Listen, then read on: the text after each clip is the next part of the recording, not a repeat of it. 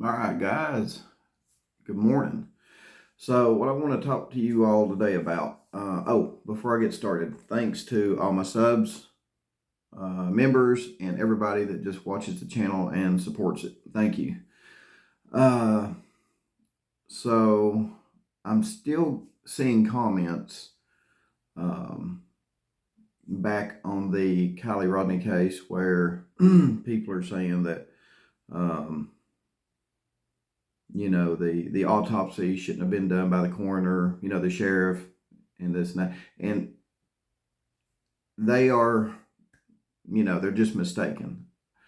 They're apparently,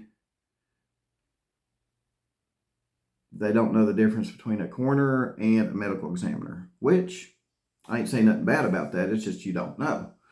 Okay, so a coroner basically shows up and let's say if someone's hanging from a tree, they basically describe how the body was found. They'd make notes like, how high the body was off the ground hanging from the tree, yada, yada, yada. Let's say if, they had someone suspiciously laying in a house and they don't know how they, died. They'd say, well, we got the subject here is like 80 years old, and they would basically describe the positioning of the body when they showed up and this and that. Probably just to make sure that it wasn't a robbery or nothing like that. Now, a medical examiner is different. A medical examiner is the person that actually cuts open the body, examines the organs, the tissue, all that stuff. So the sheriff is not going to be the one to do the autopsy. Sorry about the cough, guys. Because in order to cut open that body and examine the tissue and organs and all that, you have to have specific training, and I'm about to go into detail what kind of training that you need to be a medical examiner and to be able to do an actual autopsy on a body.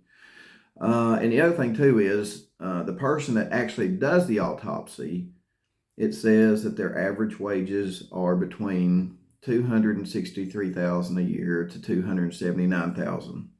And I seriously doubt that a sheriff makes that kind of money. All right, so now let's get into the education background to be able to do an autopsy, i.e. a medical examiner. Okay, so after high school, you have to pursue a 4-year undergraduate degree. Okay. And then after that, the next step would be another 4 years of medical school. So after after high school, right, there's 8 more years of education that you've got to do. Okay. And you're still not done. Then it says you need to earn a medical license, and you have to take the United States Medical Licensing Exam, USMLE. And you're still not done. That is a lot to be a medical examiner, let me tell you guys, and I doubt a sheriff's got all those qualifications. So then you've got to pursue typically a 2 to 3 year residency. Okay.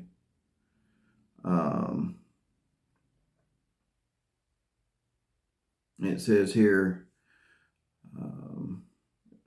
medical examiners may choose to complete a residency in the pathology specialty since no residency programs focus entirely on medical examiner's career.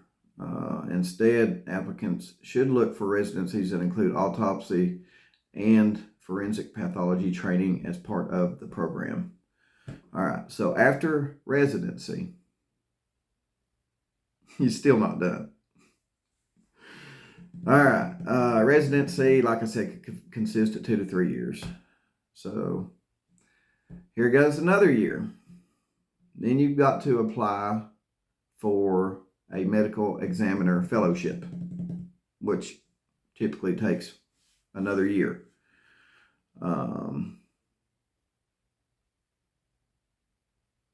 And then you're pretty much done.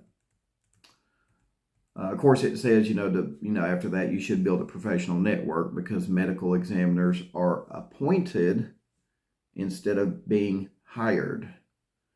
So, and just to break it down for you, it says becoming a medical examiner requires a highly dedicated individual. A high school graduate can expect to spend at least an additional 12 years pursuing education and training in the field of pathology and forensics to prepare for this career. Because the position is often appointed, there may also be an extended period of time where a trained medical examiner cannot find employment in the area of their choosing.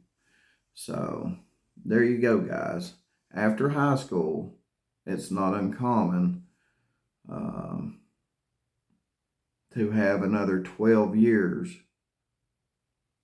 of education and training just to be a medical examiner. And I do not think that a sheriff is going to have that much training, and you know what I'm saying. So no, sheriffs do not perform autopsies. There's a difference between a coroner and a medical examiner. Okay. Again, the medical examiner after high school typically has 12 more years of education and training in pathology and forensics.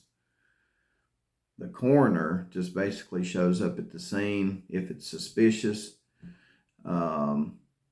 documents kind of how the body was found, and observes some details about the area where the body was found. And again, all that information goes into the report, the final report. They put everything together, both the coroner and the medical examiner, and you got your final report that comes out after everything's done. So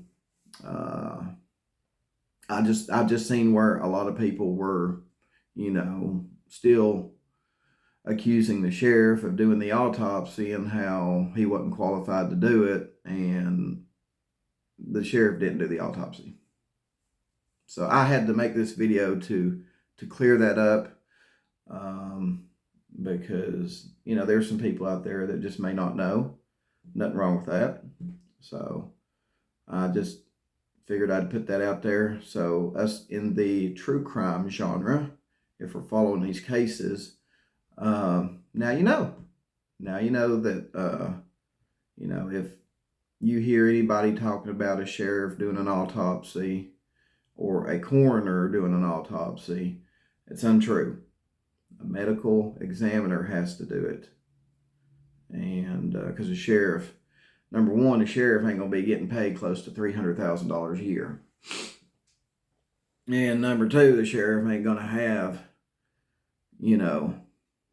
a combined 24 years of education.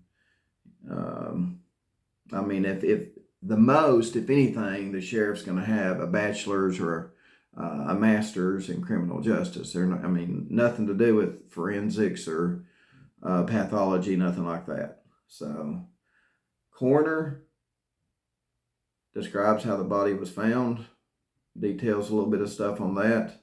Medical examiner cuts the body open, studies the organs, tissues, fluids.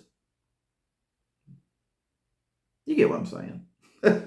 Anyway, guys, I just had to make this video, a little education today for you.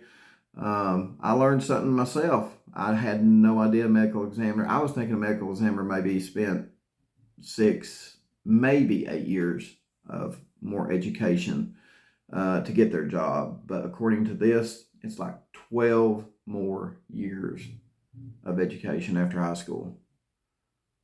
That's a lot. That's a lot, guys. Imagine how much debt they'd be in if you had to, student loan debt. Woo, man. Yeah, they better pay me $300,000 a year for that position. I might be like, I got some school debt to pay back. You know what I mean?